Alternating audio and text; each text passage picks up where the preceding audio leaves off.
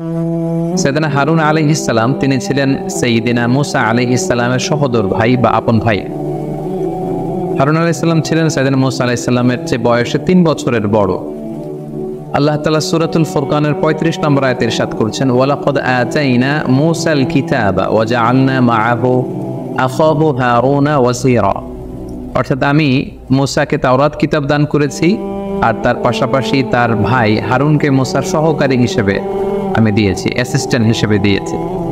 সূরা ফুরকানের এই আয়াত থেকে বোঝা গেল সাইয়েদনা হারুন আলাইহিস সালাম ছিলেন বেসিক্যালি মুসা আলাইহিস সালামের অ্যাসিস্ট্যান্ট বা সহকারী। সূরাত মারইয়ামে আল্লাহ তাআলা ইরশাদ করছেন, ওয়া ওয়াহাবনা লাহু মির রাহমাতিনা আখাহু হারুনা নাবিয়্যা। অর্থাৎ আল্লাহ তাআলা আমি নিজ অনুগ্রহে তার জন্য তার ভাই হারুনকে নবী রূপে দান করেছি। এবং সাইয়েদনা হারুন আলাইহিস সালামের নবী হওয়ার প্রেক্ষাপটটা মূলত ছিল মুসা আলাইহিস সালামের আবেদনের প্রেক্ষিতে। সাইয়েদনা মুসা আলাইহিস সালাম আল্লাহ তাআলার কাছে আবেদন করেছিলেন যে হে আল্লাহ, আপনি আমার ভাই হারুনকে আমার সহকারী বানান, আমার সাথে সাথে তাকেও নবুয়ত দান করুন। সেই আবেদন বা নিবেদনের প্রেক্ষিতে আল্লাহ তাআলা সাইয়েদনা হারুন আলাইহিস সালামকে নবী হিসেবে কবুল করেছেন। আল্লাহ তাআলা যখন সাইয়েদনা মুসা আলাইহিস সালামকে বললেন যে ইযহাব ইলা ফিরআউনা ইন্নাহু তাগা, হে মুসা তুমি ফিরআউনের কাছে যাও, তাকে দাওয়াত দাও, কেননা সে অবাধ্য হয়েছে। তখন মুসা আলাইহিস সালাম বললেন, ক্বালা রাব্বি ইশরাহ লি সাদরি, হে আল্লাহ আপনি আমার হৃদয়কে প্রশস্ত করে দিন, ওয়া ইয়াসসির লি আমরি, আমার কাজকে সহজ করে দিন, ওয়াহলুল উকদাতাম মিন লিসানি, আমার জিহ্বায় যে জড়তা আছে জড়তা আপনি দূর করে দিন, ইয়াফকাহু কওলি, যাতে করে লোকজন আমার কথা বুঝতে পারে, ওয়াজআল লি ওয়াজিরাম মিন আহলি, হে আল্লাহ আমার ফ্যামিলির মধ্যে থেকে একজনকে আমার সহকারী আপনি বানান, হারুন আখি উশদুদ বিহি আজরি ওয়া আশরিকহু ফি আমরি, আর সেই সহকারীটাকে আমার ভাই হারুন, তাকে আপনি আমার সহকারী বানান, আমার সাপোর্টার বানান, এবং আশরিকহু ফি আমরি, তাকে আমার কাজের অংশীদার বানান, অর্থাৎ তাকেও আপনি নবুয়ত দান করুন। আল্লাহ তাআলার কাছে সাইয়েদনা মুসা আলাইহিস সালাম যখন এই আবেদন করলেন, আল্লাহ তাআলা বললেন, ক্বালা ক্বাদ উতিতা সু'লাকা ইয়া মুসা, হে মুসা, your request is granted, your request is accepted, তোমার আবেদন বা নিবেদনকে অ্যাকসেপ্ট করা হলো, গ্রহণ করা হলো। এবং সাইয়েদনা মুসা আলাইহিস সালামের নিবেদনের প্রেক্ষিতে আল্লাহ তাআলা তার ভাই হারুনকেও আলাইহিস সালামকে নবী বানিয়ে দিলেন। সূরা কসস আল্লাহ তাআলা বলছেন, সাইয়েদনা মুসা আলাইহিস সালাম আবেদন করে বলেছিলেন, ওয়া আখি হারুন ওয়া আফসাহু মিন্নি লিসানা, অর্থাৎ হে আল্লাহ আমার ভাই হারুন আমার চেয়ে বেশি eloquent, Harun is more fluent and eloquent than me in speech, বক্তব্য দানের ক্ষেত্রে আমার ভাই হারুন আমার চেয়ে বেশি ফ্লুয়েন্ট। কারণ আমরা জানি যে মুসা আলাইহিস সালামের মুখে কিছুটা জড়তা ছিল, আর যিনি দাওয়াতি কাজ করবেন তার মুখে জড়তা থাকলে দাওয়াতের মেসেজকে পৌঁছে দেওয়াটা বেশ কঠিন। এজন্য তিনি বললেন, হুয়া আফসাহু মিন্নি লিসানা, হে আল্লাহ আমার ভাই হারুন আমার চেয়ে বেশি বাগ্মী, বেশি সুস্পষ্ট ভাষায় কথা বলতে পারে। ফাআরসিলহু মাই রিদা আন ইউসাদ্দিকুনি, তাই তাকে আমার সহকারী হিসেবে আপনি পাঠান, সে আমাকে সাপোর্ট করবে।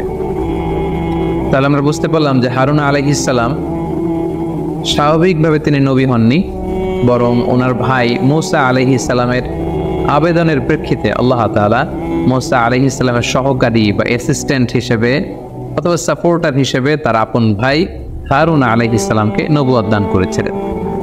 সাইয়েদনা মুসা আলাইহিস সালাম যখন তাওরাত কিতাব রিসিভ করবার জন্য তুর পাহাড়ে যাবেন, তখন তিনি ওনার উম্মত বনি ইসরাইলকে দেখভাল করবার জন্য সাইয়েদনা হারুন আলাইহিস সালামকে দায়িত্ব দিয়ে গিয়েছিলেন। وقال موسى لأخيه هارون اخلفني في قومي وأصلح ولا تتبع سبيل المفسدين। সূরা আরাফে আল্লাহ এই ব্যাপারটি তুলে ধরেছেন। তিনি মুসা আলাইহিস সালাম তার ভাই হারুনকে বলেছিলেন, হারুন তুমি উখলুফনি, তুমি আমার প্রতিনিধিত্ব করবে ফি কওমি, আমাদের এই বনি ইসরাইলের এই কওমের ব্যাপারে, ওয়া আসলিহ, এবং তাদের মাঝে তুমি সংশোধন করে দিবে, ফয়সালা করে দিবে, সলিউশন করে দিবে, ওয়ালা তাত্তাবি সাবিলাল মুফসিদিন, আর বিশৃঙ্খলার কোনো পন্থা তুমি অবলম্বন করবে না। অর্থাৎ আমি চলে যাচ্ছি তাওরাত কিতাব রিসিভের জন্য, সেখানে 30 দিন, পরবর্তীতে আল্লাহ তাআলা আরো 10 দিন বাড়িয়ে 40 দিন ওনাকে ধ্যানমগ্ন থাকতে বলেছেন, ইতিকাফ অবস্থা থাকতে বলেছেন। এই 40 দিনের জন্য তুমি বনি ইসরাইলের দেখভাল করবে, এই বলে তিনি সাইয়েদনা হারুন আলাইহিস সালামকে দায়িত্ব দিয়ে, বনি ইসরাইলকে দেখাশোনার দায়িত্ব দিয়ে তিনি তুর পাহাড়ে চলে যান তাওরাত কিতাব রিসিভ করবার জন্য। মুসা আলাইহিস সালাম যখন হারুন আলাইহিস সালামকে দায়িত্ব দিয়ে তাওরাত রিসিভের জন্য তুর পাহাড়ে চলে গেলেন, এর মধ্যে একটি চমকপ্রদ একটি ঘটনা ঘটলো, যেটি কালামুল্লাহ মাজিদ আল্লাহ তাআলা সুস্পষ্টভাবে বর্ণনা করেছেন। ব্যাপারটা ছিল এরকম, বনী ইসরাইলের মধ্যে সামিরি নামে একজন ব্যক্তি ছিল, যে প্রকৃত অর্থে ছিল একটু কপটতার অধিকারী। তার মনের মধ্যে কুটিলতা ছিল, সে লোক দেখানোর জন্য ঈমান এনেছিল, মূলত সে ছিল মুনাফিক। আল্লাহ তাআলা যখন বনী ইসরাইলকে উদ্ধারের জন্য মুসা আলাইহিস সালামকে বললেন, হে মুসা, আজ রাতেই তুমি ফেরাউনের কবল থেকে বাঁচবার জন্য বনী ইসরাইলকে নিয়ে ফিলিস্তিন অভিমুখে চলে যাও। ঠিক সেই মুহূর্তে সবাই সাইয়েদনা মুসা আলাইহিস সালামের সাথে রওনা হল। কিন্তু তার আগে বনী ইসরাইলের প্রত্যেকে মিশরীরা যাতে করে সন্দেহ করতে না পারে, প্রত্যেক প্রতিবেশী মিশরীর কাছে যে বনী ইসরায়েলটা বলেছিল যে আমাদের একটি ধর্মীয় উৎসব আছে, এই ধর্মীয় উৎসবে অংশগ্রহণ করবার জন্য আমাদের কিছু স্বর্ণালঙ্কার দরকার। তো তোমাদের কাছে যে সমস্ত স্বর্ণালঙ্কারগুলো আছে সেগুলো আমাদেরকে তোমরা ধার দিতে পারো। বনী ইসরায়েলের প্রত্যেকে তার প্রতিবেশী মিশরী লোকদের কাছ থেকে এই স্বর্ণগুলো তারা নিয়ে সেদিন রাতে মুসা আলাইহিস সালামের সাথে প্যালেস্টাইন অভিমুখে রওনা হলো। মাঝখানে লোহিত সাগর আল্লাহ তাআলা পার করে দিলেন, ফেরাউন ধ্বংস হয়ে গেল। এই ঘটনাগুলো আমরা শুনেছি সাইয়েদনা মুসা আলাইহিস সালামের পর্বে। 30 প্রান্তরে সবাই যখন অবস্থান করলো, সাইয়েদনা মুসা আলাইহিস সালাম যখন তাওরাত আনতে গেলেন, সামিরি ভাবলো এটাই তো মহা সুযোগ, এই বনী ইসরায়েলকে যদি মিসগাইড করতে হয় এখনই হচ্ছে, this is the high time to misguide বনী ইসরায়েল। সামিরি যেটা করেছিল, মুসা আলাইহিস সালাম যখন বনী ইসরায়েলকে নিয়ে লোহিত সাগর পার হচ্ছিলেন, তখন তাদেরকে সেফগার্ড দিয়ে নিয়ে যাবার জন্য আসমান থেকে আল্লাহ তাআলা সাইয়েদনা জিবরাইল আলাইহিস সালামকে পাঠিয়েছিলেন যে, জিবরাইল তুমি যাও, আমার নবীর মুসার সাহস বাড়ানোর জন্য তুমিও সাথে সাথে পার হও। ঘোড়ায় চড়ে সাইয়েদনা জিবরাইল আলাইহিস সালাম তখন মুসা আলাইহিস সালামের সাথী হয়েছিলেন। সামিরি পেছন থেকে খেয়াল করলো যে কে যেন আসমান থেকে ঘোড়ায় চড়ে মুসা আলাইহিস সালামের সাথে করে যাচ্ছে, এবং সেই ঘোড়ার পায়ের খুঁট জমিনের যেখানেই লাগছে সেই জায়গার ঘাসগুলো, লতাপাতাগুলো সজীব শ্যামল হয়ে বড় হয়ে উঠছে। সামিরি ভাবলো যে এটা তো সাধারণ কোনো ব্যাপার নয়। ঘোড়ার পায়ের খুর যেখানে যেখানে লেগেছে, সামিরি সেখান থেকে কিছু মাটি নিয়ে একটা ছোট্ট প্যাকেটের মধ্যে রেখে দিয়েছিল, এবং সে মনে মনে প্ল্যান করেছিল এই মাটি দিয়ে আমি কখনো কোনো সুযোগ পেলে বনী ইসরায়েলকে মিসগাইড করার চেষ্টা করব। তার সেই সময়টি, সুযোগটি যখন আসলো, যখন সামিরি দেখলো যে আমার কাছে সেই মাটিটি সংরক্ষিত আছে, আর মুসা তো এখন বনী ইসরায়েলের মাঝে নেই, তিনি তো তুর পাহাড়ে তাওরাত আনবার জন্য গিয়েছেন, তখন তিনি বনী ইসরায়েলদেরকে ডেকে বলতে আরম্ভ করলেন, হে বনী ইসরায়েল, তোমরা যে সেই মিশরীদের কাছ থেকে স্বর্ণালঙ্কারগুলো এনেছিলে, এগুলো তো তোমাদের স্বর্ণ নয়, এগুলো তোমাদের কাছে রাখা জায়েজ হবে না, এগুলো সব বিসর্জন দিতে হবে। আমি বিশাল একটি গর্ত করছি, সবাই এই গর্তের মধ্যে স্বর্ণগুলো নিক্ষেপ করো। আগুন জ্বালিয়ে স্বর্ণগুলোকে একেবারে মেল্টিং করে গলিয়ে স্তূপ করা হবে। আল্লাহর নবী মুসা আলাইহিস সালাম যখন ফিরে আসবেন, উনি ফয়সালা দিবেন এই স্বর্ণের ব্যাপারে কি হবে, কারণ এগুলো তো তোমাদের স্বর্ণালঙ্কার নয়, তোমরা কি করে তোমাদের কাছে এটা রাখছো। সামিরির কথা শুনে বনী ইসরায়েলের সবাই মিলে স্বর্ণালঙ্কারগুলো এনে এনে বিশাল গর্তের মধ্যে, স্তূপের মধ্যে ফেলতে আরম্ভ করলো। আগুন জ্বালিয়ে দেয়া হলো, স্বর্ণালঙ্কারগুলো গলাতে শুরু করা হলো। সবাই যখন ফেলছে, সামিরিও তখন হারুন আলাইহিস সালামকে ডেকে বললেন যে, হে আল্লাহর নবী হারুন, আমার স্বর্ণগুলো আমি এখানে ফেলবো, কিন্তু শর্ত হচ্ছে আপনি একটু আল্লাহ তাআলার কাছে দোয়া করবেন যে আমার মনে যে ইচ্ছা, আল্লাহ তাআলা যেন ইচ্ছাটা পূরণ করে। হারুন আলাইহিস সালাম ভেবেছিলেন নিশ্চয়ই তার মনে কোনো ভালো ইচ্ছাই আছে, তিনি সরল মনে আল্লাহর কাছে দোয়া করলেন যে আল্লাহ সামিরির ইচ্ছা আপনি পূর্ণ করুন। সামিরি তখন তার কাছে রাখা স্বর্ণালঙ্কারের সাথে ওই যে জিবরাইল আলাইহিস সালামের ঘোড়ার পায়ের খুর যেই মাটিতে লেগেছিল, ওই মাটির বালি সে স্বর্ণের স্তূপের মধ্যে নিক্ষেপ করল, এবং নিক্ষেপ করার সাথে সাথে সামিরি মনে মনে বলেছিল যে পুরো স্বর্ণালঙ্কার থেকে একটা গরুর বাছুর যেন উৎপন্ন হয়, এবং সে স্বর্ণালঙ্কার নিক্ষেপ করার সাথে সাথে সেখান থেকে পুরো স্বর্ণ থেকে একটা ছোট্ট বাছুরে রূপান্তরিত হলো, এবং সেই বাছুরটি হাম্বা হাম্বা রব শুরু করে দিল। সবাই দেখে তো অবাক যে যে স্বর্ণগুলোকে গলিয়ে ফেলা হয়েছিল সেখান থেকে বাছুর আসলো কোত্থেকে, আর এই বাছুরের মুখ থেকে হাম্বা হাম্বা রব আসলো কোত্থেকে। সামিরি বললো এটাই তো আমার বড় সুযোগ। সামিরি সবাইকে মিসগাইড করার জন্য বললো, দেখো মুসা আলাইহিস সালাম 30 দিনের জন্য সময় নিয়ে গিয়েছিল তুর পাহাড় থেকে তাওরাত নিয়ে আসবে, আজকে 40 দিন হয়ে যাচ্ছে মুসা আসে না, সে তো আল্লাহকে হারিয়ে ফেলেছে। আর কারণ আল্লাহ তাআলা তো তুর পাহাড়ে নেই, আল্লাহ এখানে চলে আসছে। সামিরি বনী ইসরায়েলকে বলতে আরম্ভ করলো, দেখো স্বর্ণ দিয়ে বানানো ছোট্ট বাছুরের ভেতর থেকে তো কখনো আওয়াজ আসার কথা না, কিন্তু এই বাছুরটি হাম্বা হাম্বা করে আওয়াজ করছে, সবাই অবাক হয়ে গেল। তখন সামিরি বলতে আরম্ভ করলো, এটাই তোমাদের রব? মুসা আলাইহিস সালাম তোমাদের রব আল্লাহকে খুঁজে পাচ্ছেন না? এখানেই আল্লাহ তাআলা চলে এসেছেন, তোমরা এটার পূজা করো। সামিরির এই কথায় বিভ্রান্ত হয়ে বনি ইসরায়েলের হাজার হাজার লোক এই বাছুরটিকে পূজা করতে লাগলো। সাইয়েদনা হারুন আলাইহিস সালাম এখানে বাদ সাধলেন, তাদেরকে থামতে বললেন, কিন্তু কেউ থামলো না, বরং হারুন আলাইহিস সালামকে হত্যা করার জন্য সবাই চেষ্টা শুরু করলো। ঠিক এই মুহূর্তে সাইয়েদনা মূসা আলাইহিস সালাম আসলেন। এসে তিনি অত্যন্ত রেগে গেলেন। রেগে দেখলেন যে বনি ইসরায়েল তো মিসগাইডেড হয়ে গিয়েছে। তার ভাই হারুন আলাইহিস সালামের দাড়ি চেপে ধরলেন, চুল টেনে ধরলেন। দাড়ি এবং চুল টানতে টানতে তিনি জিজ্ঞেস করলেন যে, হারুন, তোমার কত বড় সাহস? আমি তোমাকে নবুয়তের দায়িত্ব আল্লাহর কাছ থেকে নিয়ে দিলাম এবং আমার পরবর্তীতে তোমাকে প্রতিনিধি করে গেলাম, আর তুমি কি করলে? তাওহীদের উপর প্রতিষ্ঠিত বনি ইসরায়েলকে তুমি গোমরা করে দিলে। তারা কিভাবে এই মূর্তি পূজার সাথে সম্পৃক্ত হলো? জবাব দাও। সাইয়েদনা মূসা আলাইহিস সালাম অত্যন্ত রেগে গেলেন। সাইয়েদনা হারুন আলাইহিস সালাম বললেন, প্রিয় ভাই, আপনি আমার দাড়ি ধরে টানবেন না, আপনি আমার চুল ধরে আমাকে অপমান করবেন না। আমি তাদেরকে বলেছি, তারা আমাকে হত্যা করতে উদ্যত হয়েছে। আমাদের বনি ইসরায়েলের মধ্যে যেন দলাদুলি না হয়ে যায়, এজন্য আমি খুব বেশি বাধা দেইনি। আপনি এখন ফয়সালা করুন। এই পুরো ঘটনাটি আল্লাহ তাআলা কালামুল্লাহ মাজিদের সূরাতুল আরাফের মধ্যে, সূরাতুত তাহার মধ্যে আল্লাহ তাআলা উল্লেখ করেছেন। আল্লাহ তাআলা বলছেন, ওয়ালাকাদ ক্বালা লাহুম হারুন মিন ক্বাবলু ইয়া কওমি ইন্নাকুম ফুতিনতুম বি। বনি ইসরায়েল যখন কথা না শুনে শিরকের কাজ শুরু করে দিল, ছোট্ট বাছুরটির পূজা শুরু করে দিল, হারুন আলাইহিস সালাম বললেন যে, তোমরা ফিতনায় পড়ে যাচ্ছ হে বনি ইসরাইল, ওয়া ইন্না রাব্বাকুমুর রহমান, তোমাদের রব তো একজন, সেই দয়াময় মেহেরবান আল্লাহ। ফাত্তাবিউনি ওয়া আতিউ আমরি, তোমরা আমার আনুগত্য করো, আমার অনুসরণ করো। তখন বনি ইসরাইল বলল, ক্বালু লান নাবরাহা আলাইহি আকিফিনা হাত্তা ইয়ারজিআ ইলাইনা মূসা। না হে হারুন, আমরা থামবো না যতক্ষণ না তোমার ভাই মূসা তাওরাত নিয়ে না আসে, আমরা থামবো না। সাইয়েদনা মূসা আলাইহিস সালাম অত্যন্ত রেগে গেলেন। ওয়ালাম্মা রাজাআ মূসা ইলা কওমিহি গাদবানা আসিফা, প্রচন্ড রেগে মেগে আগুন হয়ে তিনি এসে তার ভাইকে ধরলেন এবং বললেন, ক্বালা ইয়া হারুন মা মানাআকা ইয রাআইতাহুম দাল্লু, তুমি চাক্ষুষ, তোমার চোখে তাদেরকে গোমরা হতে দেখে ওদেরকে আটকালে না কেন? আমি কি তোমাকে দায়িত্ব দিয়ে যাইনি? সাইয়েদনা হারুন আলাইহিস সালাম বললেন, ইন্নী খাশীতু আন তাকুলা ফাররাকতা বাইনা বানি ইসরাঈলা ওয়া লাম তারকুব কওলি। হে আমার ভাই, আমি তাদেরকে নিষেধ করেছিলাম কিন্তু তারা আমার কথা শোনেনি। আমি খুব বেশি তাদের সাথে কনফ্লিক্টে জড়াইনি, কারণ আপনি হয়তো এসে বলতে পারেন যে আমি তোমাকে বানি ইসরায়েলের দায়িত্ব তোমার কাঁধে দিয়ে গেলাম আর তুমি এই পুরো জাতিগোষ্ঠীকে ঐক্যের মধ্যে সমবেত রাখতে পারলে না, তারা বিচ্ছিন্ন হয়ে গেল তোমার কারণে। এই ভয়ে বানি ইসরায়েলের ঐক্য যাতে নষ্ট না হয়, আমি শিরকি কাজ দেখেও তাদের সাথে বিরোধে জড়াইনি।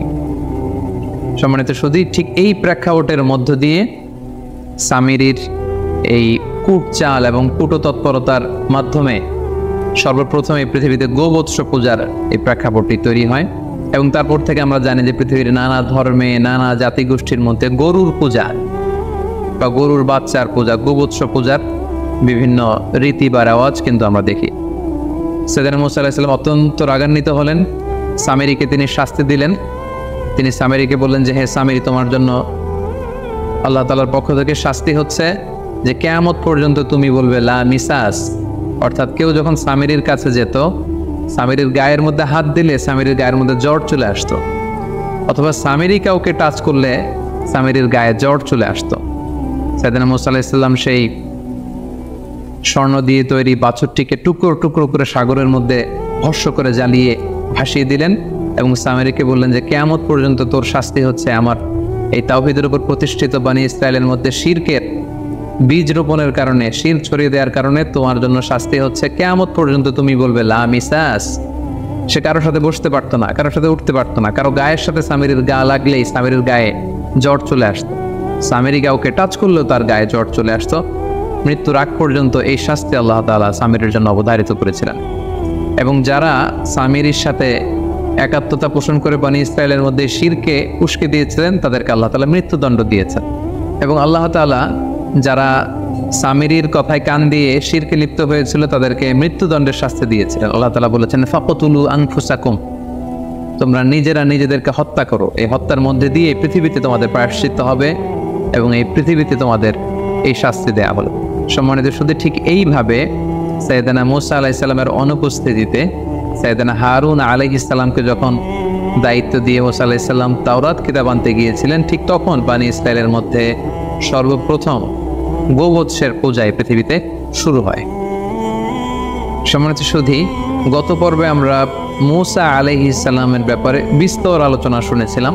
মুসা আলাইহিস সালামের ব্যাপারে আল্লাহ তাআলা অনেক ইনফরমেশন আমাদেরকে জানিয়েছেন, কিন্তু তার বিপরীতে তুলনামূলকভাবে হারুন আলাইহিস সালামের ব্যাপারে যে কয়েকটি প্রেক্ষাপট এবং ঘটনা প্রবাহ আমি আপনাদের সামনে তুলে ধরলাম, এগুলো ছাড়া আর কোনো কিছুই আল্লাহ তাআলা আমাদের জন্য তুলে ধরেননি।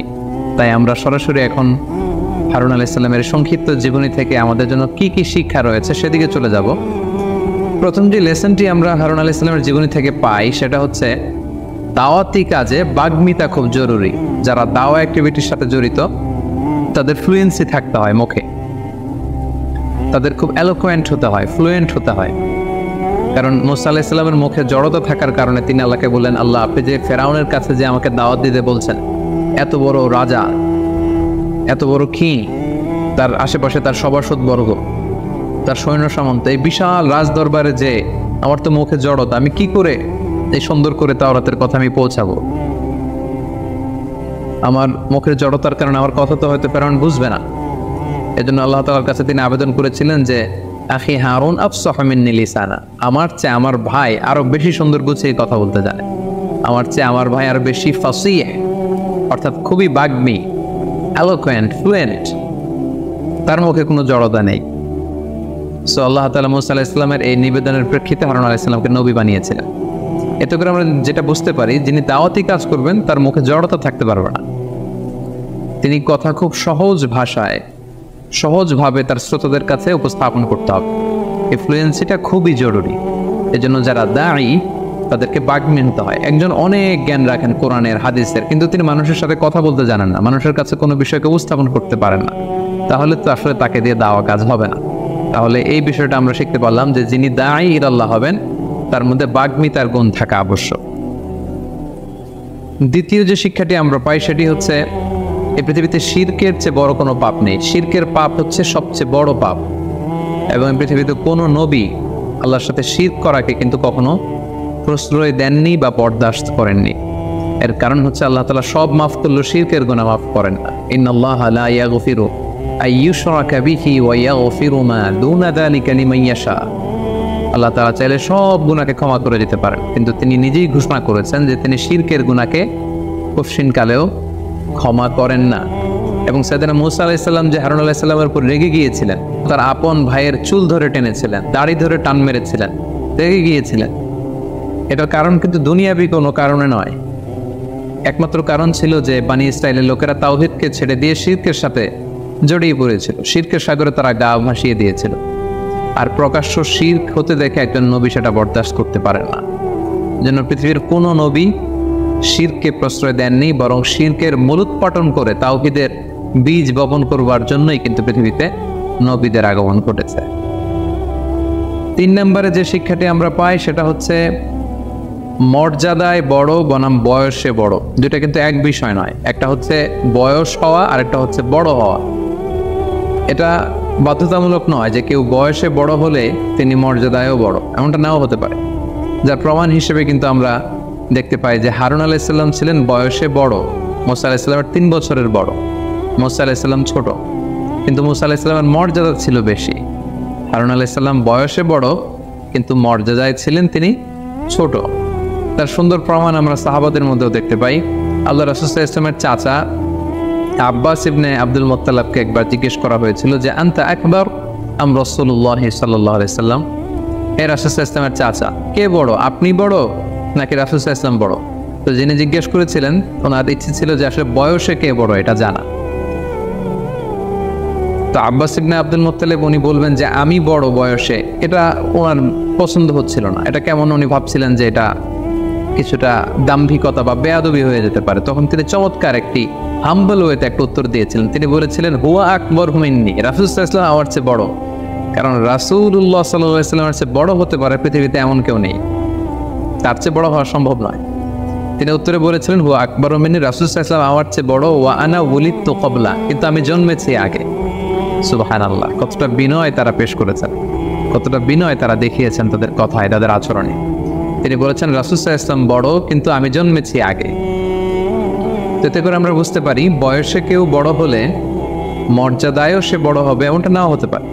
হয়তো বয়সে কেউ ছোট, কিন্তু আল্লাহ তাআলার কাছে মর্যাদায় সে অনেক বড়, এমনটাও কিন্তু করতে পারে, যেটা আমরা সাইয়েদনা মূসা আলাইহিস সালাম এবং সাইয়েদনা হারুন আলাইহিস সালাম, এই যে সহোদর ভাই, তাদের মধ্যে কিন্তু আমরা এটা লক্ষ্য করেছি যে হারুন আলাইহিস সালাম বয়সে বড়, কিন্তু মূসা আলাইহিস সালাম তিনি মর্যাদায় ছিলেন বড়। 4 নম্বরে যে ব্যাপারটা আমরা শিখতে পারি সেটা হচ্ছে কোনো নেশনের মধ্যে, কোনো জাতিগোষ্ঠীর মধ্যে তাদের ঐক্যে ফাটল ধরানোটা অনেক বড় অন্যায়। বিশেষ করে মুসলিম উম্মার কথা যদি আমরা বলি, আল্লাহ তাআলা বলেছেন ওয়ালা তাফাররাকু উদখুলু ফিস সিলমি কাফা, আল্লাহর রজ্জুকে তোমরা আঁকড়ে ধরো, তোমরা বিচ্ছিন্ন হয় না, তোমরা তোমাদের ঐক্যকে নষ্ট করো না। বরং ইসলাম আমাদেরকে শিখায় যে কি করে আমরা আমাদের ইউনিটিকে আরো মজবুত করব, স্ট্রেংথেনিং দ্য ইউনিটি। ঐক্যকে কিভাবে মজবুত করা যায়, ঐক্যটাকে কি করে বজায় রাখা যায়, ইউনিটি যাতে নষ্ট না হয়, ইউনিটি যাতে আমরা নষ্ট না করি, এই ব্যাপারে ইসলাম আমাদেরকে শিখিয়েছে। এই ব্যাপারটাও কিন্তু আমরা হারুন আলাইহিস সালামের জীবনী থেকে সুস্পষ্টভাবে দেখতে পাই, কারণ তিনি একজন নবী হয়েও দেখতে পেলেন যে তার উম্মতরা শিরক করছে, কিন্তু তিনি ওই অর্থে বাধা দেননি। তিনি শুধু বলেছেন যে তোমরা আমার আনুগত্য করো।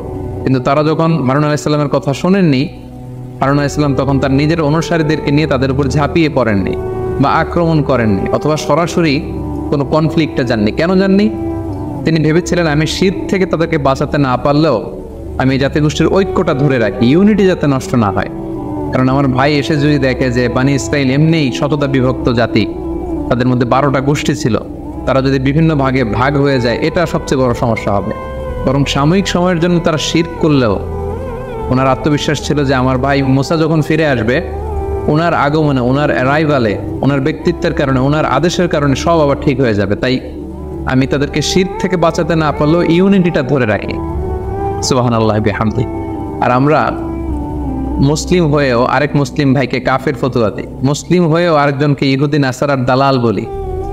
কিন্তু একজন নবী তিনি শিরক হতে দেখেও কিন্তু ঐক্যকে নষ্ট করেননি। তাই আমরা যেন যে কোনো মূল্যে আমাদের মুসলিম উম্মার ঐক্যটাকে ধরে রাখতে পারি। قل لو كان البحر مدادا لكلمات ربي لنفد البحر قبل أن تنفد كلمات ربي ولو جئنا بمثله مددا سبحان الله পড়ে সব ফুরিয়ে যাবে, ফুরাবে না আল্লাহর প্রশংসা। এজন্য আল্লাহ আলহামদু দিয়ে শুরু করলেন, সকল প্রশংসা। হামদুন মানে প্রশংসা, আর এর সাথে আলিফ আর লাম যখন অ্যাটাচ করে দেয়া হলো, তখন প্রশংসার যত ধরন হতে পারে, যত আকসাম হতে পারে, যত প্যাটার্ন আর ডিজাইন হতে পারে, সব প্রশংসার একচ্ছত্র অধিপতি একজন। চিল্লায় বলেন তিনি কে? এই পৃথিবীতে আল্লাহর সবচেয়ে বেশি প্রশংসা করেছেন বিশ্বনবী মুহাম্মদ সাল্লাল্লাহু, আবার নিজেও প্রশংসিত। ওনার এক নাম আহমদ, মানে যিনি সবচেয়ে প্রশংসা করে, আবার মুহাম্মদ মানে নিজেও প্রশংসিত। জান্নাতীদেরকে নিয়ে বিশ্বনবী যখন কিয়ামতের দিন বিচার শেষে জান্নাতের দরজায় যে কড়া নাড়বে, ওই দিন বিশ্বনবীর হাতে একটা পতাকা থাকবে। ওই পতাকার মধ্যে ওই শব্দটা লেখা, সূরাতুল ফাতিহার প্রথম শব্দ যেটা, সূরাতুল ফাতিহার প্রথম শব্দ কি? আলহামদু। বিশ্বনবীর হাতের পতাকায় ওইটা লেখা থাকবে, লিওয়াউল হামদ, প্রশংসার পতাকা। সুবহানাল্লাহ পড়বেন না? তার মানে আমরা এই সিদ্ধান্তে উপনীত হলাম যে সব সময় প্রশংসা করতে হবে একজনের। তিনি কে? আল্লাহ বললেন আলহামদু, আলহামদু লিল্লাহ, সব প্রশংসার মালিক হলেন আল্লাহ। কি সুন্দর নাম তার, কি মজার নাম। আলিফ লাম লাম হা, আলিফ লাম, সবাই বলেন আলিফ লাম লাম হা, আওয়াজ করে আলিফ লাম লাম হা। এটা কার নাম? আল্লাহর নামটা জপতে কেমন লাগে? হৃদয় থেকে এই গভীর রাতে আল্লাহর একটা ডাক দেন তো, বলেন আল্লাহ। প্রাণটা জুড়িয়ে আবার আল্লাহর ডাকেন, বলেন ইয়া আল্লাহ। নামটা মজা লাগে না?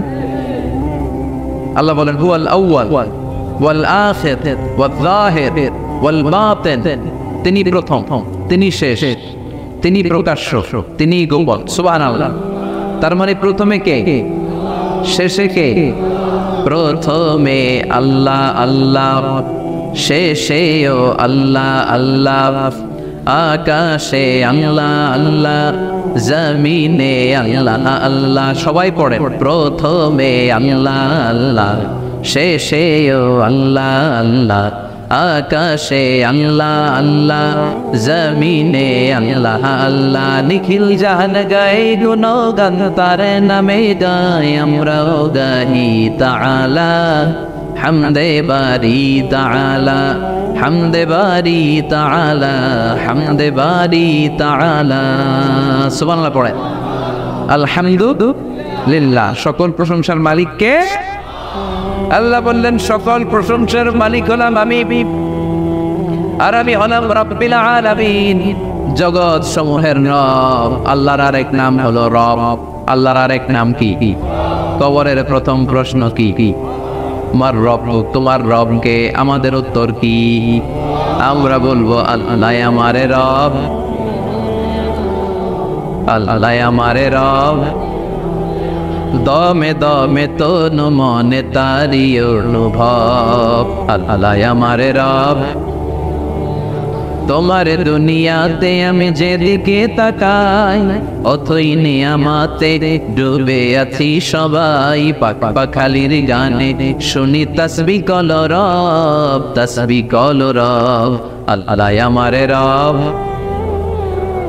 ওনার নাম হচ্ছে রব। নাম কি? এজন্য আমরা যখন দোয়া করি, দোয়ার শুরুতে কোন শব্দ থাকে? রব।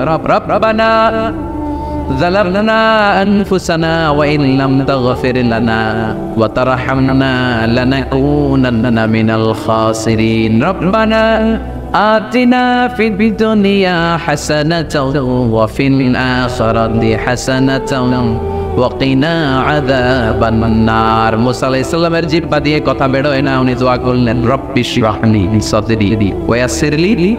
তার মানে সব দোয়ার শুরুতে কার নাম? আবার যখন আমরা রুকুতে যাই আমরা পড়ি সুবহানা রাব্বিয়াল, আবার যখন আমরা সিজদায় ঢলে পড়ি আমরা পড়ি সুবহানা রাব্বিয়াল আ'লা। চিল্লায় কয় ঠিক কিনা? রব মানে হচ্ছে সাস্টেইনার, বিধানদাতা, রিজিক দাতা, পালন কর্তা। আল্লাহর একটা নাম হচ্ছে রব। আমাদের রব কে? আল্লাহ। রব কারে বলে একটু সহজে আজকে বুঝিয়ে দিয়ে যাই। রব হচ্ছে যার যখন যেটা যতটুকু দরকার তাকে তখন সেটা ততটুকু যিনি চাওয়ার আগে দিয়ে দেয়, তার নাম রব। বুঝতে পেরেছেন? সহজ হয়েছে না কথাটা? যার যখন যেটা যতটুকু দরকার তাকে তখন সেটা ঠিক ততটুকু যিনি ফরিয়াদ করার আগেই পৌঁছে দেয়, তার নাম রব। আমাদের যখন যেটা লাগে ব্যবস্থা করে কে? মায়ের পেটে 8 মাস ছিলাম, 9 মাস ছিলাম, 10 মাস ছিলাম, এই 8 মাস 9 মাস আমারে খাবার দিল কে? পানি দিল কে? অক্সিজেন দিল কে? চাইছিলেন? মায়ের পেটে চাইছিলেন না আল্লাহর কাছে যে আল্লাহ ঠিক মতো দিও, টাইমলি খাবার পাঠাই দিও? চাইছিলেন? চাওয়ার আগে যার যা লাগে কে দেয়? তাকে বলে রব।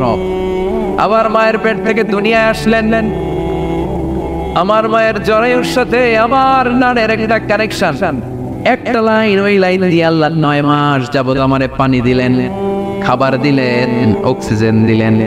সঙ্গত কারণে এই দুনিয়াতে আসলে দুনিয়ার মানুষ ওই লাইনটা কেটে দেয় নাকি রেখে দেয়? কেটে দেয়। কেটে দিলে বাচ্চা প্রথম চিৎকারটা দেয়, মানব শিশু প্রথম চিৎকার থাকে পৃথিবীতে, ওয়া ওয়া। আমরা শুনি ওয়া, আসলে আল্লাহরে ডাকতে দেয়।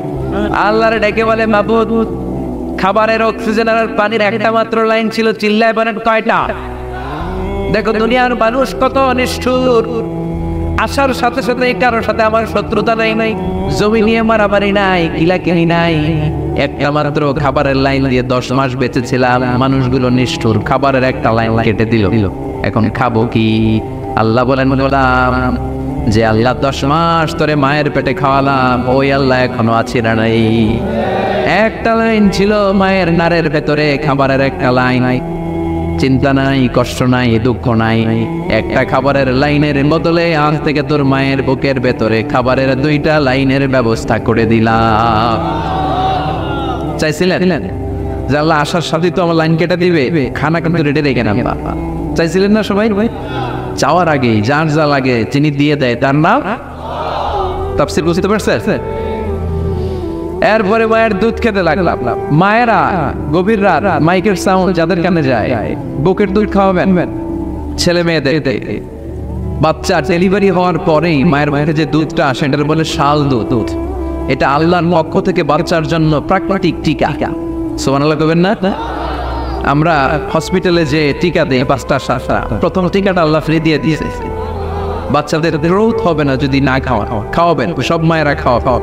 ওয়াল ওয়ালিদাতু ইউরদি'না আওলাদাহুন্না হাওলাইনি কামিলাইন, 2 বছর খাওয়াবেন। যারা বৃদ্ধাশ্রমে থাকতে চান না তারা খাওয়াবেন। আর যারা নানু খাওয়াবেন তাদের জায়গা হবে কি? ছেলে আমার মস্ত মানুষ, মস্ত অফিসার, মস্ত ফ্ল্যাটে যায় না দেখায় পারেও পার, নানান রকম জিনিস আর আসবাব দামি দামি, সবচেয়ে কম দামি ছিলাম একমাত্র আমি। ছেলের আবার আমার প্রতি অগাধ সংগ্রহ, আমার ঠিকানা তাই বৃদ্ধাশ্রম। কি দুঃখের কথা, মা কেঁদে কেঁদে বলে কোনো মা বাবার জন্য বৃদ্ধাশ্রমে থাকা না লাগে, ঠিক কিনা? তো বৃদ্ধাশ্রমে যারা থাকতে চান না তাদেরকে দুধ খাওয়াবে, দেখবেন এই ছেলেগুলো ডাকাত হবে না। আল্লাহ তুমি বুঝার তৌফিক দাও। তার মানে মায়ের পেটে যখন ছিলাম খাবার দিল কে? দুনিয়াতে আসার পরে বুকের দুধের ব্যবস্থা করলো কে? আচ্ছা, মায়ের মুখের দুধ যখন আমরা খেতাম আমাদের দাঁত ছিল? তার মানে যা দরকার নাই দেয়ও নাই। বয়স আমার 1 বছর 2 বছর যখন হইতে শুরু করলে একটু বড় হয়েছে, এখন তো শুধু দুধে চলবে না, এখন মাছ খাইতে হবে, গোশ খাইতে হবে, কুরবানির হাড়ি চাবাইতে হবে। কথা কয়? তো এখন আমার দাঁতের দরকার আছে না নাই? দাঁত যখন দরকার ছিল না দেয় নাই, যখনই দরকার তখনই দিছে কে? আবেদন করছিলেন না অনলাইনে? কথা কয়? অনলাইনে আবেদন করছিলাম তো আমরা, জানলা বয়স যখন ঠিক এই পর্যায়ে চলে যাবে দাঁত দিও তুমি, দাঁত চাইছিলেন? চাওয়ার আগে যিনি দেয় তার নাম। দেখেন বাংলাদেশে ভাল্লুক, উল্লুক, বাঘ যেগুলো আছে এগুলো গায়ের পশমগুলো পাতলা। এই বাঘই যেগুলো স্ক্যান্ডিনেভিয়ান কান্ট্রিগুলোতে, সাইবেরিয়াতে আছে, ডেনমার্কে আছে, সাইবেরিয়াতে, তারপর নরওয়েতে, অসলোতে যেই বাঘ ভাল্লুকগুলো আছে ওদের চামড়া ইয়া মোটা, মনে হয় যেন প্রাকৃতিক কম্বল দিয়ে আল্লাহ এই সিংহটারে তৈরি করছে। ওট শুধু আরব দেশেই নাই, আরব দেশের পেটের চামড়া বড় পাতলা, কিন্তু নরওয়ে আর স্ক্যান্ডিনেভিয়ান ওই বরফের এলাকাতে ওট হয়, ওই ওটের গায়ের মধ্যে ইয়া লম্বা লম্বা পশম। তার মানে ওখানে প্রচন্ড ঠান্ডা, ওখানে সার্ভাইভ করতে গেলে, বাঁচতে হলে গায়ের মধ্যে মোটা কম্বল লাগবে। চাওয়ার আগেই ওই প্রাণীগুলোরে কম্বল দিয়ে পাঠিয়েছে কে? আবার এই দেশের প্রাণীগুলোর চামড়া যদি মোটা হতো, উলের পশম থাকতো আর কম্বলের মতো সেটিং করা থাকতো, এই দেশের বাঘ ভাল্লুকগুলার কষ্ট হতো। তাই এই দেশের বাঘ ভাল্লুক আর ওটের চামড়া পাতলা করেছে কে? সুবহানাল্লাহ কইবেন না? যা যখন যেটা যতটুকু দরকার তাকে তখন সেটা ততটুকু চাওয়ার আগে যিনি দেয় তার নাম। যেখানে যতটুকু লাগে, কুমড়া গাছ, লাউ গাছের নিচে কেউ বিশ্রাম নেয়? বিশ্রাম নেই কই? বট গাছের নিচে। সুবহানাল্লাহ কইবেন না? একজন লোক ছোটবেলা গল্প শুনেছি, বট গাছের নিচে শুয়ে শুয়ে আল্লাহর গালি দিচ্ছে। আল্লাহ কেমন বিবেক, ইয়া বড় বট গাছ আর বট ফলগুলা এত ছোট ছোট, আর লাউ গাছ আর কুমড়া গাছের এটা কি মোটা না চিকন? চিকন হয়ে এরকম বেড়ে ওঠে লাউ গাছ। লাউ গাছে দিল আল্লাহ এত চিকন করে ফল দিছে এত মোটা, আর এত বিশাল বড় বট গাছ এটার ফল হলো এত ছোট। তো আল্লাহর গালি দিতে দিতে কোন সময় যে ঘুমাই গেছে নিজেও জানে, হঠাৎ করে নাকের মধ্যে একটা শটান করে বট ফল পড়ছে, লাভ দিয়ে উঠছে, নাক দিয়ে রক্ত বের হওয়া শুরু হয়েছে। রক্ত মুছতে মুছতে মনে মনে ভাবে আসলেই তো আমি বড় একটা উল্লুকটা পাঠা। আজকে এই বট গাছের মধ্যে যদি লাউয়ের মতো ফল দিত, কুমড়ার মতো ফল দিত, আমার নাকের উপরে ওই লাউ আর কুমড়া পড়লে আমি থাকতাম না, আমি বিদায় হয়ে যেতাম, মক্কা পেয়ে যেতাম, ঠিক কিনা? যেখানে যেটা যেভাবে যতটুকু দরকার তার নাম। চিৎকার করে তার নাম। আল্লাহ বললেন আমি হলাম রব্বিল আলামিন, জগৎ সমূহের রব। আলাম মানে একটা জগৎ, আলামিন মানে অনেক জগৎ, মাল্টি ডাইমেনশনাল ইউনিভার্স। উদ্ভিদ জগতের রব তিনি, প্রাণী জগতের রব তিনি, সাগর জলের অতল গহ্বর জগতের রব তিনি, মহাকাশের জগতের রব তিনি, সৌর জগতের রব তিনি, অদৃশ্য জগতের রব তিনি। চিল্লায় বলে ঠিক কিনা? এজন্য আল্লাহ বললেন আলহামদুলিল্লাহি রাব্বিল আলামিন, যত জগৎ আছে সব জগতের রব আল্লাহর জন্য প্রশংসা। রাজি আছেন? আরো শুনবেন? শেষ করে দেই।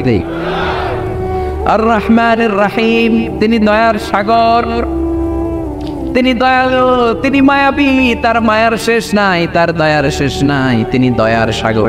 আল্লাহ তুমি দয়ার সাগর, রহমানুর রহিম, তোমার দয়াই পূর্ণ আমার নিশিদিন। সুবহানাল্লাহ পড়েন। আল্লাহ বলেন রহমতি ওয়াসিআত কুল্লা শাই, সব জায়গায় আমার রহমত বিস্তৃত, এমন কোন জায়গা নাই যেই জায়গায় আমি আল্লাহর রহমত নাই। আল্লাহর রহমত ছাড়া পৃথিবীতে কিছু হয় নাকি? এই যে আজকে বসে আছি ওয়াজ শুনতেছি, কার রহমতে? কার দয়ায়? আল্লাহ বললেন এই রহমত দয়ার ভালোবাসারে আমি সৃষ্টি করার পরে 100 টুকরা করলাম। কয় টুকরা? 100 টুকরা করার পরে নিজের মধ্যে আমি 99 টুকরা দয়ার ভালোবাসা রেখে দিলাম। 1 টুকরা দয়া মায়া পৃথিবীর সবার মাঝে ঠেলে দিলাম। সাইয়েদনা আদম থেকে শুরু করে after the day of judgement, কিয়ামত পর্যন্ত সবার মাঝে আল্লাহ রহমতের 1 টুকরা দিয়েছে। ছিটে ফোঁটা, হুজুর পাইছে একটু, আমি পাইছি একটু, উনি পাইছে, উনি সবাই মিলে আমরা 1 ফোঁটা ভাগে যোগে পাই দয়া ভালোবাসা। সবাই মিলে 1 ভাগ ভালোবাসা, আর 99 ভাগ ভালোবাসা কার? ওনার ভালোবাসা বেশি না কম? 1 ভাগ ভালোবাসা আমরা পেয়ে পৃথিবীতে ভালোবাসার গানের শেষ নাই, ভালোবাসার মুভির শেষ নাই, ভালোবাসার উপন্যাসের শেষ নাই। আবার আইয়ুব বাচ্চু বলছে সব ভালো তুই একা বাসিস নি, একটু ভালোবাসিতে রিস মরে। আসরা নাই, কত ভালোবাসা চিন্তা করছেন? 1 ভাগ ভালোবাসা আমরা পেয়ে কত ভালোবাসার গান, নাটক, সিনেমা। তো 1 ভাগ ভালোবাসার ঠেলা যদি এমন হয়, যার মধ্যে তিনি 99 টুকরা ভালোবাসা রেখে দিয়েছেন, তার ভালোবাসাটা কত? 1 টুকরা ভালোবাসার নমুনা হিসেবে আমরা দেখি ছেলের জন্য বাবা জীবন দেয়, আছে না নাই? ছেলের অ্যাক্সিডেন্ট থেকে বাঁচাতে যে ছেলেটারে ধাক্কা মেরেছে, গাড়ি এসে বাবারে থেতলে ফেলেছে, বন্যার পানিতে মা ডুবে যায়, ছোট কন্যাটারে বালতির মধ্যে ধরে রেখেছে, পানি খেতে খেতে মা দুনিয়ায় নাই, মেয়েটা মরে নাই, আছে না নাই? 1 টুকরা ভালোবাসার ছিটে ফোঁটা তুমি পেয়েছ। তার নমুনা যদি এমন হয়, 99 টুকরা ভালোবাসা নিয়ে যিনি আরশের উপরে আছে, তার দয়া কত? Do you feel that? Do you imagine that? আপনি কি এটা ফিল করেন? আপনাকে ফিল করতে হবে। এজন্য আল্লাহ বলে গোলাম 24/7, 24 ঘন্টা আমার দরজা খোলা। কত পাপ করেছিস, কত অন্যায় করেছিস, কত পর্নোগ্রাফি দেখেছিস, কত হিন্দি সিনেমা দেখেছিস, কত অশ্লীল মেয়েদের নাচ দেখেছিস, রাত্রিবেলা নেকেড ভিডিও দেখেছিস, কত অন্যায় করেছিস, আজও আমার দরজা তোর জন্য খোলা আছে না নাই? চোখের পানি চার, যায় নামাজটা পিছিয়ে দে, 2 রাকাত নামাজ পড়ে আমার ডাক দে, ডাক দেওয়ার সাথে সাথে তোর দোয়া কবুল হয়ে যাবে। কত পাপ করেছিস, আল্লাহ ডেকে বলে তোর পাপ যদি হয় খালের পানির সমান, বিলের পানির সমান, আমি আল্লাহর দয়া তো সাগরের পানির সমান। তোর পাপ যদি হয় পাহাড়ের সমান, জেনে রাখ আমি আল্লাহর দয়া আকাশের সমান। ভরসা লাগে? আল্লাহর উপর ভরসা লাগে না? মনে রাখবেন এখানে আমরা সবাই পাপী। আমরা কি? কুল্লুকুম খাত্তাউন খায়রুল খাত্তাইনা তাওয়াবুন।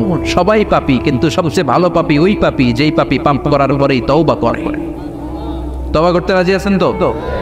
যত পাপ আপনার হোক টেনশন নাই, আমাদের ভরসা একজনের উপর। চিল্লায় বলেন তিনি কে?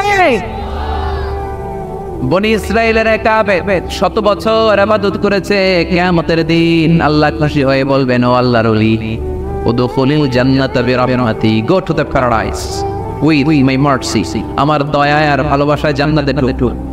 আল্লাহর ওলি বলবে বালবি আমালি, আপনার দয়া দিয়ে জান্নাত কেন? আমার আমল দিয়ে যেতে চাই। আমি নামাজ তো কম পড়ি নাই, তো দয়া লাগবে কেন আপনার? আল্লাহ বলবেন তাই, আমার দয়া ছাড়া তুই জান্নাতে যেতে পারবি?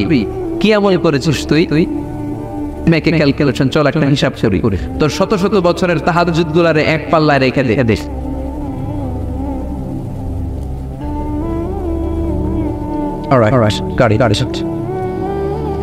শত শত বছরের আমলগুলো রেখে দে, আর দয়া করে মায়া করে চোখগুলো যে একটা পাল্লায় রেখে দিয়েছি, দুনিয়াতে সৌন্দর্য দেখার জন্য চোখ যে দিয়েছি, চোখটা একটা পাল্লায় রেখে দে। 1 পাল্লায় 500 বছরের তাহাজ্জুদ, আরেক পাল্লায় কি?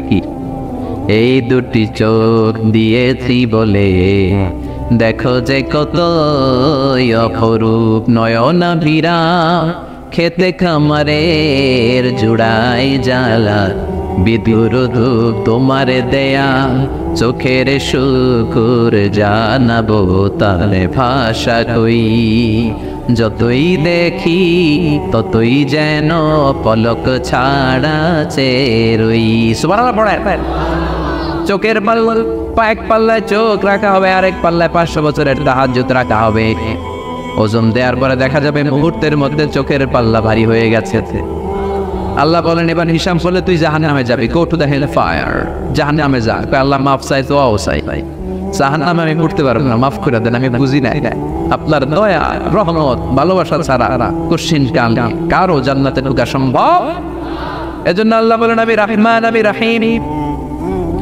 এরপর আল্লাহ বললেন মালিক ইয়াউমিদ্দিন আমি হলাম বিচার দিবসের মালিক কোন দিবসের মালিক যেই দিবসে কেউ কাউরে চিনবে না পীর সাহেব পরিপুরে চিনবে না মরিদ পীর সাহেবরে চিনবে না বাবা ছেলেরে চিনবে না ছেলে বাবারে চিনবে না নেতা কর্মীরে চিনবে না কর্মী নেতারে চিনবে না ভাই বোনরে চিনবে না সূর্যটা মাথার কাছে চলে আসবে সূর্যের তাপে মানুষের মাথার মগজগুলো গলে গলে নাকের ছিদ্র আর কানের ছিদ্র দিয়ে বেয়ে বেয়ে পড়বে সবাই উলঙ্গ নেকেট সবার মুখে ইয়া নাফসি ইয়া নাফসি সেই বিচার তেলের মালিক একজন চিল্লায় বলে তিনি কে এরপর আমরা পরিচয় দিলাম ইয়াকা না'বুদু আল্লাহ শুধুই আপনার ইবাদত করি ওয়া ইয়াকা নাস্তাঈন শুধু আপনার কাছে আমরা সাহায্য চাই এবার দাবি দাওয়া ইহদিনাস সিরাতাল মুস্তাকিম ও আল্লাহ show us the right path show us the correct path আমাদেরকে পথ দেখায় কে এরপর আল্লাহর বললাম আল্লাহ সিরাতাল্লাযীনা আন'আমতা আলাইহিম ওই শ্রেণীর পথ দেখান যে শ্রেণীর উপরে আপনি নিয়ামত বর্ষণ করেছেন এই শ্রেণী হলো 4 শ্রেণী চিল্লায় বলেন কয় শ্রেণী আওয়াজ করে বলেন 1 নম্বরে নবীগীর সিদ্দিকীর শুহাদা সালিহিন বলেন নবী সিদ্দিকীর শুহাদা সালিহিন নবীরা যাদের কাছে ওহী আসতো ওনারা মাসুম সিদ্দিক হচ্ছে সত্যের ব্যাপারে আপসী তাদের লিডার হচ্ছে আবু বকর সিদ্দিক শুহাদা আল্লাহর জমিন আল্লাহর দ্বীনকে বাস্তবায়নের জন্য তাজা রক্ত ঢেলে যারা শহীদ হয়েছে ঠিক কি না আমাকে শহীদ করে সেই মিছিলে শামিল করে নিও যে মিছিলের নেতা মীর হামজা খোবায়েবে খাব্বাব আল্লাহর কাছে ছিল অতি প্রিয় শামিল করে নিও পড়ে না আমিন এই 4 শ্রেণীর পথ আল্লাহ তুমি আমাদের দাও